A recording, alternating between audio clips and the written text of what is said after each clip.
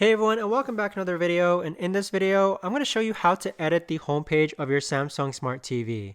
So this video is going to be particularly useful for individuals. Let's say that you want to go ahead and edit the arrangement of the apps right over here. How do you actually go ahead and edit that? Now this video is also going to be short, sweet, and simple, guys. There's not going to be a lot of steps involved.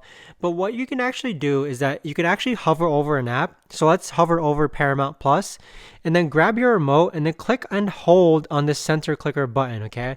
So you want to click and hold. And then this is going to give you two options. It's going to give you an option to move or remove the app. So if I want to move Paramount Plus, I can move it left and right and then click on the center clicker button to place it there. So you can basically just click and hold different apps to either move or remove them, as you can see here. So if I want to do it for Hulu, same thing, click and hold, and then I can either move or remove it.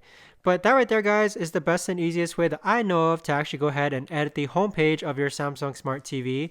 If you guys know of a better or easier way to actually do this, let me know in the comments down below. I would love to know. Thanks so much for watching, everyone, and I'll see you guys all in the next video.